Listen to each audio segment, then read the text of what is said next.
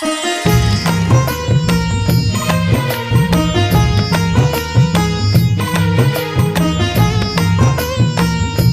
में दो संस्कृतियां पनप रही हैं, कृषि संस्कृति और ऋषि संस्कृति। दोनों संस्कृतियां इस भारत देश की देन है। जीवन में दो चीजें हैं, एक शरीर, दूसरी आत्मा।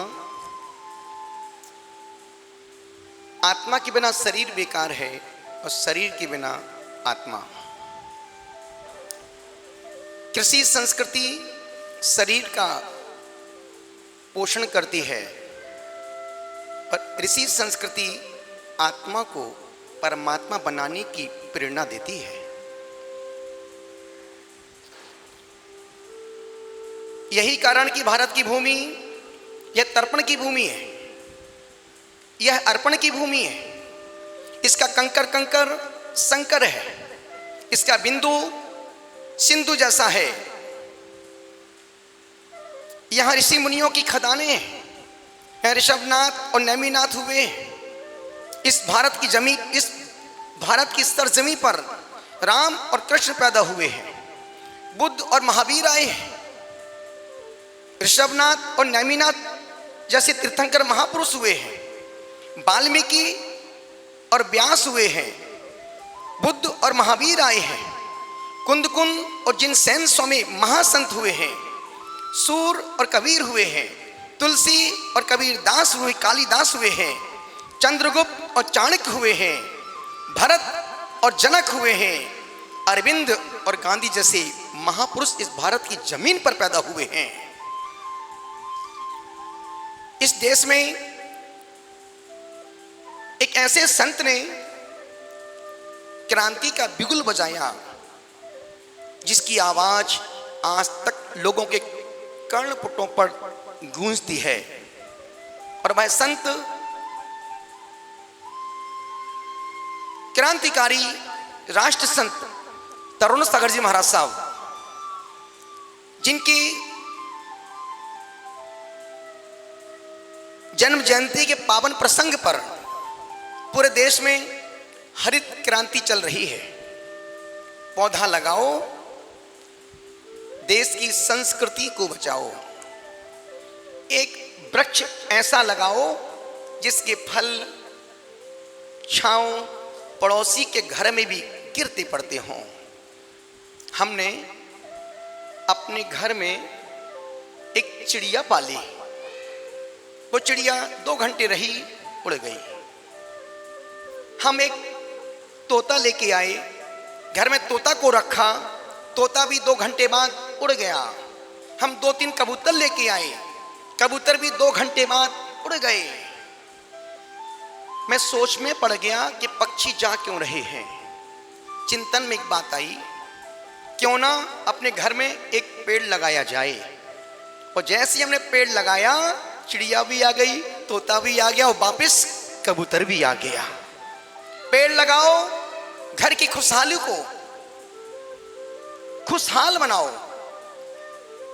सूरज ने रोशनी दी, चंद्रमा ने चांदनी दी, नदी ने जल दिया, वृक्षों ने छांव दी और फल दिए, पर इस मनुष्य ने इस संस्कृति को क्या दिया? यदि मनुष्य इस संस्कृति को, देश को कुछ दे नहीं पाया, तो उसे वृक्षों को खत्म करने की आवश्यकता भी नहीं है। मैं उनके जन्म दिवस पर सद्भावना भाते हुए सम्मेशिखर पर्वत के इस ऊर्जावान भूमि नीमिया घाट के इस भव्यतम प्रांगण में, जहां पर हजारों वर्ष पुरानी प्राचीन प्रतिमा पारसनाथ भगवान पारसनाथ की वरदानी छांव तले 1008 पौधे और वृक्षों का आज रोपण किया गया है। सिर्फ इस संस्कृति के लिए, देश की, समाज की आरोग्यता के लिए। यदि इस संस्कृति में से या जीव जाति में से जल को निकाल दिया जाए तो क्या पियोगे? वृक्षों को खत्म कर दिया जाए तो क्या खाओगे? अग्नि को मिटा दिया जाए, क्या पकाओगे? हवा को निकाल दिया जाए, कैसे जियोगे? पृथ्वी को हटा दिया जाए, कहां रहोगे? पृथ्वी, जल, अग्नि, वायु, वनस्पति, इन पांचों तत्वों से ही मनुष्य जीवन की संरचना हो रही है, कि जीवन चल रहा है। तो मैं क्रांतिकारी संत की जीवन की, उनके जन्म दिवस पर संपूर्ण घर परिवार, देश, समाज की, राष्ट्र की खुशहाली के लिए, शांति के लिए जो वृक्षारोपण किया जा रहा है, हमारे संजय भाई परतापुर से, जिन्होंने इस बात को रखा कि महाराज श्री क्यों ना अपन इस भव्यतम प्रांगण में 1000 वृक्षों का रोपण किया जाए। यहाँ की सुंदरता भी बढ़ेगी, अतिथियों को, यात्रियों को छांव भी मिलेगी, फल भी मिलेंगे, और एक आनंद का वातावरण भी निर्मित होगा।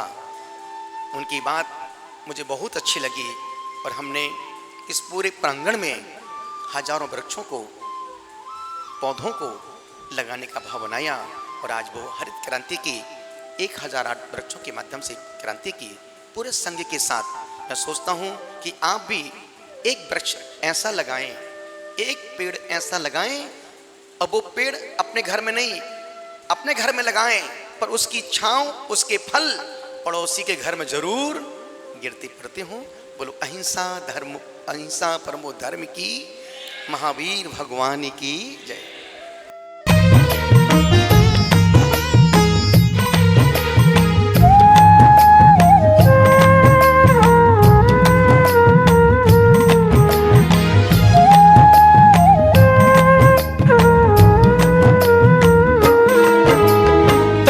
सिंधु बिन कड़वे प्रवचन हमको कौन सुनाए। तरुण सिंधु बिन कड़वे प्रवचन हमको कौन सुनाए। सबको जगाने